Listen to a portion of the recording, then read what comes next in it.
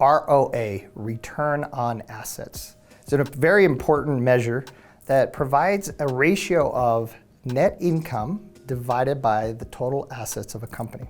Why is this important? By having a ratio, you can get insight into what were the total assets required to generate the profit the company had. In isolation, profit does not tell you what was required to generate that profit. You can have two companies, both generating the same profit, maybe $10 million. One company has $100 million in assets and the other company has $10 million in assets. By being able to put it into a ratio format, you can see what's the profit relative to the total assets available to the management team to generate that profit.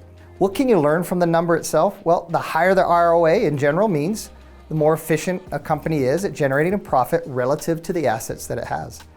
The lower the ROA may be indicative of challenges or opportunities for the company. Generally, what's going to be more important is how's it trending? Is it continuing to go up? Is it continuing to go down? And can be a way for management to really keep an eye on, are we continuing to purchase the right assets to get the best return we can for the investments that we make?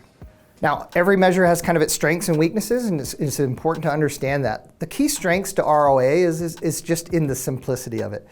Typically, the common calculation is going to be net income divided by total assets.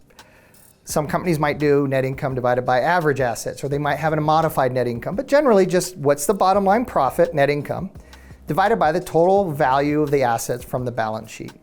The simplicity makes it quick and easy to compare other companies, makes it quick and easy to compare to see how trends are, or how you're trending, and how you're trending maybe relative to another company. But what are the weaknesses? Well, the weaknesses are that not all assets are created equal, right? So we get a total asset value, but there's no insight into what kind of assets. One company might have a lot of cash, it might have a lot of goodwill. Another company may be very heavy on capital equipment and facilities and locations and plants. There's really no additional insight to that. So the simplicity, which is its greatest strength, is also its weakness in that it doesn't really distinguish on how what kind of assets you have, how it's deployed, etc. Probably the most common question I get is, what is a good return on asset number? And then the answer in finance and accounting is always the same. It depends. It depends on so many different nuances, so many different factors. But in general, I would say 5% or greater is going to be a good ROA. Some industries that might be pretty weak. It really depends. If you're getting into that 15 to 20% ROA, that's really strong. I also get asked, what are some of the other measures that are similar to ROA? There's a whole family of measures we refer to as the return on measures. It's really typically a ratio of what's the benefit, typically like a net income or an operating income, relative to the investment.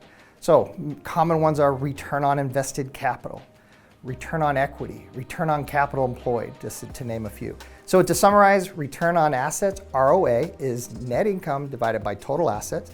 Gives you a great insight into the efficiency of a company, how well a company generates a profit relative to the assets that they have. Check out some of our other videos to get additional insight on some of these measures as well.